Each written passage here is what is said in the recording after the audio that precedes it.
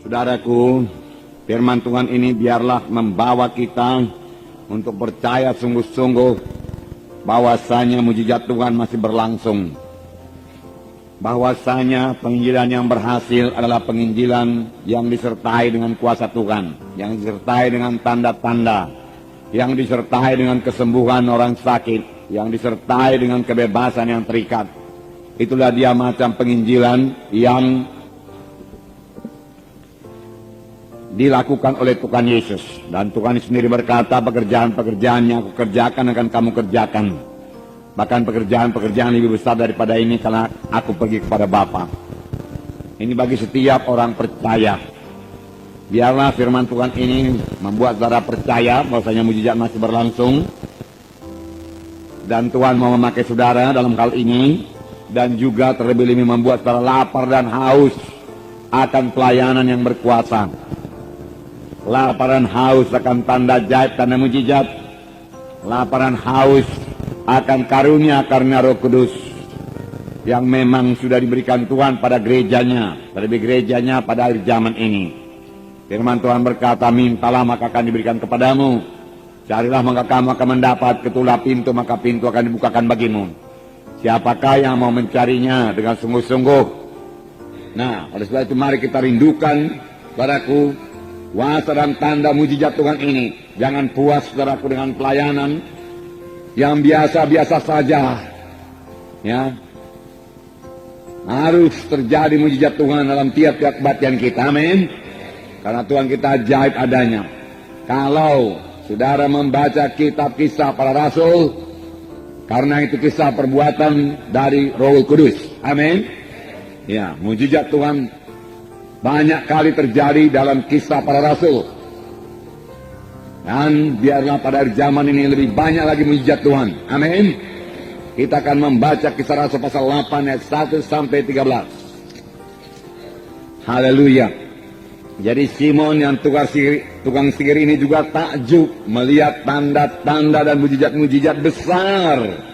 Tanda-tanda yang besar, mujizat-mujizat yang besar terjadi.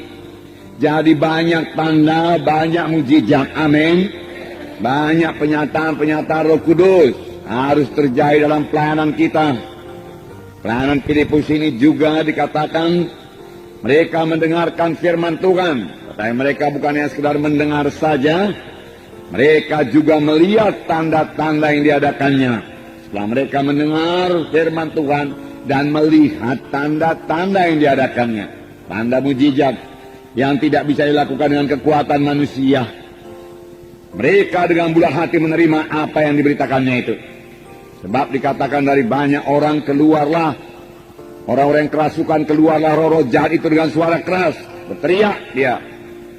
Setan bisa berteriak memakai mulut orang yang kerasukan itu. Dan banyak orang lumpuh dan banyak orang timpang. Bukan sedikit, banyak. Biarlah kita merindukannya. Biarlah kita lapar dan haus akan hal ini. Karena inilah dia pelayanan Tuhan Yesus.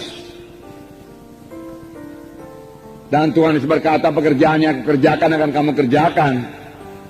Sidang akhir zaman ini yang mengerjakannya. Sebab tanda orang percaya, mereka itu akan meletakkan tangan dan seorang sakit, lalu orang itu akan sembuh. Dan mereka itu akan mengusirkan setan dalam nama Yesus. Dan setan bisa tunduk dalam nama Yesus. Nah, saudara, setan bekerja sepanjang zaman. Dalam pelajaran-pelajaran kita yang lalu kita telah melihat bahwasanya setan berusaha menghancurkan gereja pertama. Setan tidak peduli walaupun gereja itu masih sangat muda. Lebih cepat dihancurkan lebih baik. Itulah dia setan. Ya, pada waktu terjadi mujizat Tuhan, orang lumpuh disembuhkan, saudaraku. Kemudian mereka mengancam rasul-rasul dan berkata kepada Petrus dan Yohanes, jangan lagi mengajar dalam nama Yesus. Kami tangkap engkau. Kami punya kuasa menangkap engkau. Kalau engkau mengajar lagi dalam nama Yesus, diancam. Tetapi ancaman ini bukannya menakutkan rasul-rasul, tetapi bahwa mereka berdoa dengan sungguh-sungguh dan berserah hati berdoa, sehingga saudaraku, gereja pertama bertumbuh dengan cepat dan kuasa dan mujizat Tuhan bertambah-tambah lagi dinyatakan. Amin, saudara. Firman Tuhan mengatakan demikian. Bertambah-tambah lagi dinyatakan. Mujizat-mujizat terjadi dan banyak orang diselamatkan. Dalam Kisah 5 ayat 12, saya bacakan kepada saudara. Kisah 5 ayat 12. Dan oleh rasul-rasul diadakan banyak tanda dan mujizat di antara orang banyak. Semua orang percaya selalu berkumpul serambi Salomo dalam persekutuan yang erat. Jadi bukan berpihak-pihak mereka, dalam persekutuan yang erat. Amin. Nah, milikilah persekutuan yang erat satu sama lain. Persekutuan yang erat. Dalam satu sidang harus ada persekutuan yang erat. Harus bersehati.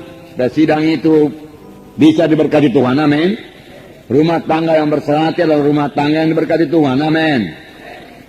Ayat 14. Dan makin lama makin bertambahlah jumlah orang yang percaya kepada Tuhan, baik laki-laki maupun perempuan. Nah, langkah baiknya ini, ya. Bahkan mereka membawa orang-orang sakit keluar ke jalan raya dan membaringkannya di atas balai-balai dan tilang, supaya apabila Petrus lewat, setidak-tidaknya bayangannya mengenai salah seorang dari mereka. Jadi karena tidak sempat lagi meletakkan tangan, bayangan Petrus saja menyembuhkan. Bukan bayangan Petrus menyembuhkan, kuasa Tuhan menyembuhkan. Karena mereka punya iman pada Tuhan. Amin. Dan bayangan Petrus itu hanya sebagai point of contact saja. Ya. Mereka sembuh. Ayat 16. Dan juga orang banyak dari kota-kota sekitar Yerusalem datang berduyun-duyun dan membawa orang-orang yang sakit dan orang-orang yang diganggu roh jahat. Ada yang sakit, ada yang diganggu roh jahat. Jadi ada roh jahat mengganggu, hati-hati. Ya. Kita bukanlah orang yang mau bersoal jawab, berdebat-debat. Kita perlu menyatakan tanda ajaib, tanda mujizat, membuktikan bahwasanya Yesus hidup dan dia bangkit daripada kematian. Dan dia bekerja. Amin. Saudara bisa melaksanakannya, saudara.